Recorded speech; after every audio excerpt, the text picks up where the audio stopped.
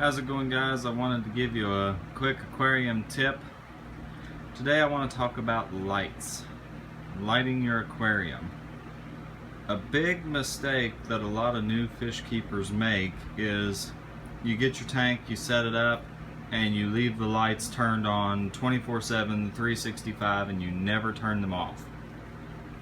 It's actually a really bad thing to do for both your fish and just the overall health of your aquarium.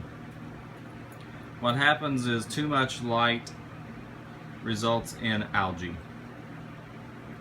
You know, most people know plants use light to photosynthesize and create their food. The more light you have, the more algae you will get. And that's what leads to your algae blooms. You'll see people with their tank turning completely green, the water this hazy green. That's from one, either there's too much nutrients in your tank, you haven't done enough water changes to cause that bloom, or second of all, you've been leaving your lights on too long.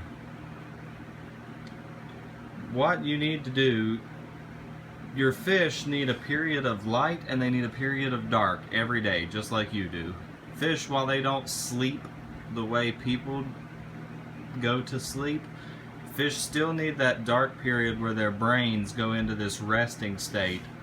And you'll notice when you turn your lights off and you go out in the middle of the night, just stop by your fish tank and look at your fish. Their collars will kind of fade out and they'll pick a spot in the tank and they'll just kind of be hovering there in that spot.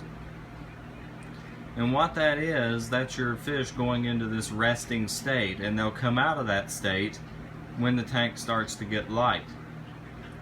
It's very important for your fish to get that time to rest, just like it's very important for you to get good sleep at night. For some fish, it's really a crucial thing, like German rams, for example. They really need that period of light and day. Light and dark and the cycle, they really need that period. Now, how you get that, there's one of two ways. A, you're responsible enough to remember to turn your tank light on at a certain time and off at a certain time every day. The problem is you need it to be consistent. You need your tank light going off, coming on at the same time every day, so you get that cycle and you get that flow in your tank. They need that consistency. If you are an organized and responsible enough person to be able to turn it on and off yourself manually, more power to you. I am not that person, and I don't think most fish keepers are. So, the next thing you do is you go to Walmart and you get one of these. These simple little timers that you use with Christmas lights or anything that you want to come on and off at a certain time. You can pick them up at Walmart for like $5, depending on what kind you get. They are perfect. You can see here with mine, I have my tank light set to come on at 7 a.m. and it goes off at 9 p.m. You can adjust this to when you're about. If you're an evening person, you stay up later in the night, you may have your lights come on later on in the day. Instead of 7 a.m. you may not have your lights come on until 10 or 11 a.m. and you may have them go off later. But the thing is to make sure you get a good period in the dark. How long you leave your lights on, that's really up to you and your specific needs. I would say leave your light on no less than 6 hours a day and no more than 12. You can see right now I've got mine on for 14. But that's just the way that it's rolling right now. In reality, I really probably should make an adjustment on that. But having your lights running like this simple system, you don't have to worry about making sure your lights are turned on or off. It's all taken care of for you. They'll go on, they'll come off at the same time every day. Your fish will get in that rhythm, and it's very good for the fish.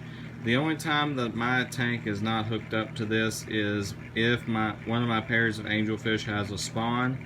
I will unplug it from the timer and leave the light on because it seems to me that when angelfish are guarding eggs, at least my particular pairs, they forget over the night, and they'll end up eating their spawn or the other fish in the tank. If they can get to the spawn, they'll eat it because the parents won't be guarding it in that dark period. So that's the one time that I make an exception and I leave my lights on until I can move the spawn out of this tank and into a rearing tank for the fry. But definitely you want to look at making sure that you're having your tank go through that cycle of light and dark. Whether that be using a timer like I do, or however you come up with it. Just make sure that you're giving your fish that period to rest. Your fish's collars will get better, their stress levels will go down, and you'll have a lot healthier fish. And as you can see, a few videos ago we introduced this big guy to the tank. He's doing very well. Him and my small marbled female there have been, I think, starting some mating activity possibly. We'll see here in a few days if they spawn together or not. And I've went ahead and I've moved these guys over here because I think that they are getting ready to prep for another spawn also. One of these tank dividers, guys, it's worth its weight in gold just to have one of these sitting around, even if you don't have any use for it, you're not planning on breeding fish. And the simple reason why is if you have a fish that's getting beat up, if you have a fish that's getting overly stressed out, if you need for any reason to move a fish out for a little while and give it some time to itself to recuperate or to acclimate to your tank, whatever you need, having one of these tank dividers is a great idea.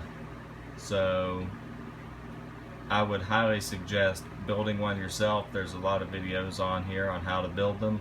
Or I got this one at Petco. It was not very expensive at all, but they're definitely a handy thing to have. Hope somebody got some information out of this, and I will see you all next time. Have a good one.